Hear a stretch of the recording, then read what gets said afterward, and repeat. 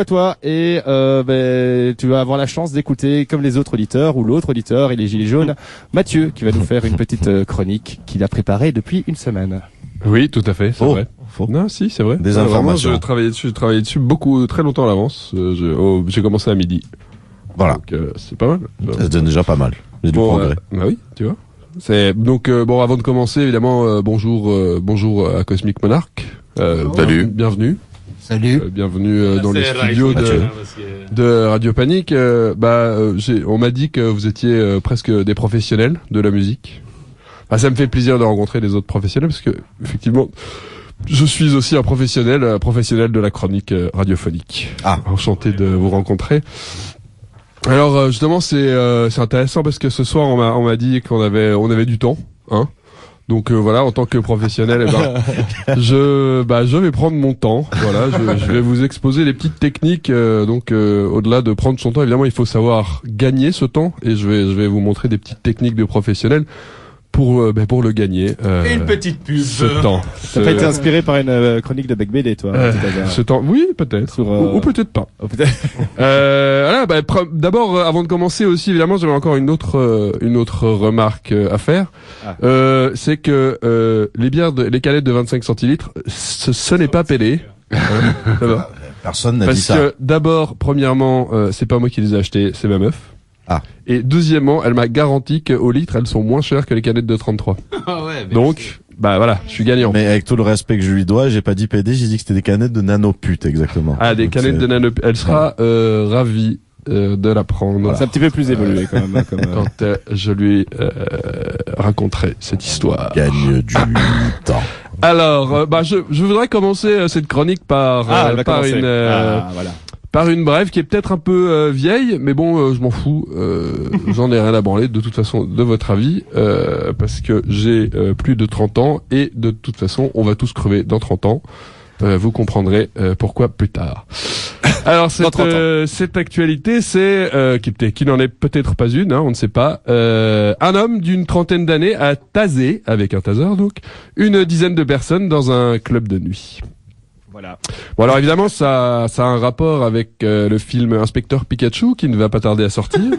Un film que Lio, notre spécialiste, tous, évidemment, que surtout Lio, notre spécialiste cinématographique, qu'il qualifierait probablement de Boostbuster, hein. Mais comme c'est Ryan Reynolds qui va doubler Pikachu, hein, Ryan Reynolds aka Deadpool, je pense qu'il mérite quand même d'être téléchargé. D'ailleurs, à ce propos, si vous avez des idées, parce que je suis assez perturbé, mon site préféré de streaming a disparu, HD Stream. Oui, il est foutu, c'est fini. HDS.to, là, c'est ça? Ça a disparu. C'est fini. Voilà. Donc, si quelqu'un a un autre chouette site de streaming à me conseiller, je crois que ça a été remplacé par HDSS.to. HDSS. Tu vois, la sélection est plus... En schmett. Il y a que des films allemands. Voilà, c'est ça. De cul. La liste de Schindler a été enlevée, il paraît. C'est à moi encore ou non? Tu poses une question, on te répond. On gagne du temps tous ensemble. Excusez-moi. Bon, d'accord.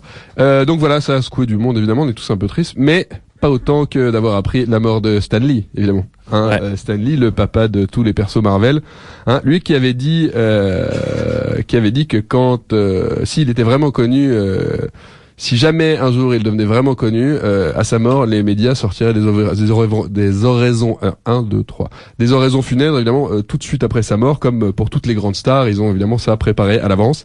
Eh bien, on peut effectivement confirmer que Stan Lee était quelqu'un de très connu. Je ne sais pas pour les oraisons funèbres, mais par contre, sur YouTube, à peine 10 minutes après sa mort, on avait tous les best-of de ses caméos dans les films Marvel. Voilà. À propos de Deadpool, d'ailleurs, vous vous rendez compte que c'est le seul personnage qui va se rendre compte de la mort de Stan Lee, parce qu'évidemment, c'est le seul qui traverse le 4e mur. C'est dingue, hein. Intéressante information. Bref. Donc, l'individu, serait entré dans le club vers 4 heures du matin, revêtu d'un costume de Pikachu. Vous voyez le rapport? Et il se serait jeté sur les clients du club avec son taser en hurlant « Pikachu, attaque, éclair ». Il aurait quand même réussi à toucher une dizaine de personnes avant d'être maîtrisé par les videurs. Et d'après eux, le fait que l'agresseur soit complètement bourré et coincé dans son costume de Pikachu a rendu son immobilisation plutôt facile. Mais j'ai une petite question quand même. Il les a donc agressés un tour chacun. C'est ça. Ils étaient pas en chaîne humaine à se tenir les uns les autres pour faire la conduction du... Non, d'accord. Non, un mec alcoolique, donc un mec non, complètement bourré, déguisé en Pikachu avec un taser, a réussi à taser 10 personnes avant qu'on l'arrête. Oui. Moi, je pense qu'on peut parler en l'occurrence d'une soirée électrique pour ces 10 personnes. Tout à fait. Ouais, exactement. ça change des soirées électro. Voilà. Voilà. Heureusement qu'il y a quelqu'un de comique dans la plante, hein, quand même. Ça va dire, des gens comiques, c'est important. C'est important, des gens comiques. Il faut savoir rigoler, hein. Rigoler, c'est important. C'est Stanley qui l'a dit. C'est Stanley qui l'a, ouais. Tout à fait. 10 minutes avant sa Je mort. vois Mathieu occupé de réfléchir à la suite. Non, pas du tout. Alors, c'est une technique de professionnel. En fait, je fais le blanc entre les deux paragraphes. Entre les deux paragraphes, ok. Voilà. S'il y a des paragraphes, Bon. alors. Heureusement qu'il y a des types comme ça quand même dans le monde, parce que pour le reste, on vit quand même sur une planète de merde. Hein. On vit dans un monde où il y a des mecs qui découpent tranquillement des journalistes en écoutant leur iPod, ou bien où il y a des banques qui blanchissent l'argent des mafias chinoises et des cartels de la drogue, et qui est la plus grosse banque du monde que tout le monde connaît. Je ne nommerai pas HSBC. C'est aussi elle qui a réussi qui a planqué le plus de thunes dans tous les paradis fiscaux. Hein. HSBC est dans les Paradise Papers, les Panama Papers, enfin, et dans tous les papers que vous trouvez, on retrouvera le nom de HSBC. Et il n'y a aucun de ces dirigeants qui s'est même jamais fait condamner, même pas une amende. Voilà, c'est le monde dans lequel il vit. On vit aussi dans un monde évidemment où on élit des ministres fachos partout en Europe, où les gilets jaunes, qui sont eux-mêmes des gens qui sont plutôt dans la merde, hein, et qui devraient plutôt se montrer solidaires avec les autres personnes qui sont dans la merde, ben non, ils dénoncent les migrants qui trouvent dans les camions, les enculés, quand ils font des barrages filtrants, hein, donc ils ont évidemment tout compris. On vit aussi dans un monde où l'industrie de la viande en fait pollue plus que toutes les usines et les voitures réunies, et aussi on vit dans un monde où le prix des timbres a cette année augmenté de 10 centimes. Ah merde. Merde alors. Allez, on casse tout. Je vais aller mettre mon gilet. Donc autant vous dire que déjà que c'est pas rigolo maintenant, mais c'est pas fini. On va encore plus en chier dans les années qui viennent. J'ai lu le 4e de couverture d'un super bouquin écrit par un scientifique qui est un collapsologue. Alors ne rigolez pas, c'est un terme très sérieux. C'est-à-dire que c'est des scientifiques qui étudient la chute des civilisations, et d'après leurs conclusions de leurs études qui sont très très sérieuses, hein, vraiment c'est des mecs qui sortent du MIT et tout, on est proche du stade de l'effondrement pour notre société industrielle capitaliste. Alors l'effondrement, qu'est-ce que c'est ? Eh ben l'effondrement de la société industrielle moderne, c'est une réduction rapide de la population mondiale et ou de la complexité politique. C'est-à-dire qu'il y aura plus de système économique politique, il y aura plus de pays quoi. Sur une zone étendue et une durée importante, blabla. Une autre définition, c'est que les besoins de base, eau, alimentation, énergie, ne sont plus fournis à une majorité de la population par des services encadrés par la loi. Ça veut dire quoi ? Ça veut dire qu'une élite a accès à des services très très chers, et le reste du monde peut crever et doit se confronter à des mafias pour avoir à bouffer et à boire. Et du chauffage aussi. Hein. Et peut-être Internet, parce que quand même, c'est vrai que c'est presque un besoin nécessaire. Comment on va faire pour se branler après ? C'est quand même voilà. Comment on va faire pour écouter Fiesta Panic ? Comme on faisait avant, j'ai envie de dire. Ouais. Une boîte de mouchoirs, la chambre à côté de celle de sa sœur. La Et c'est Redoute, parti. hein, le magazine Bon, La Redoute. alors pour évidemment les preuves qui font qui leur font dire qu'on est proche d'un effondrement, eh ben c'est simplement que les symptômes qui prouvent qu'on est proche d'un effondrement, eh bien c'est l'épuisement des matières premières bon marché, voilà, on y est, l'écroulement du nombre des espèces animales, bon, on y est un peu aussi, hein, les crises économiques systémiques, donc c'est des crises économiques qui reviennent régulièrement, on y est, et la surpopulation, on y est aussi, voilà. Donc d'après eux, ils nous laissent 20 ou 30 ans.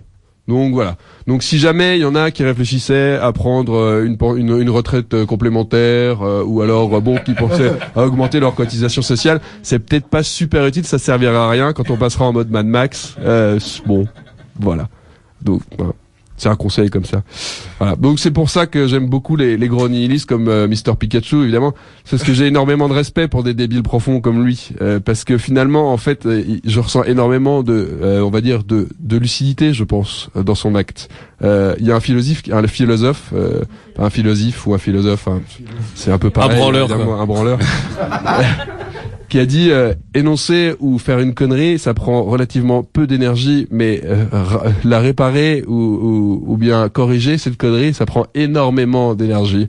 Et donc c'est pour ça qu'aujourd'hui il y a des dégénérés comme Trump ou bien Kim Kardashian qui sont des stars planétaires, hein, ou des présidents des États-Unis. C'est parce qu'en fait, ils ont qu'à lâcher une débilité spatiale et il y a un tiers de la population du monde qui va les croire sans même vérifier l'information.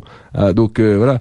Alors moi j'adore les mecs qui ont décidé de s'emparer de ce mode de fonctionnement. Ça veut dire faire des conneries ou dire des conneries, mais pour fonctionner dans l'autre sens. Voilà. Et peut-être que notre Mr Pikachu, c'est peut-être notre nouveau Messi, tu vois, le héros de cette nouvelle manière de fonctionner, faire les cons pour dénoncer la connerie. Voilà. Bravo. C'était Mathieu. Merci Mathieu. Bravo.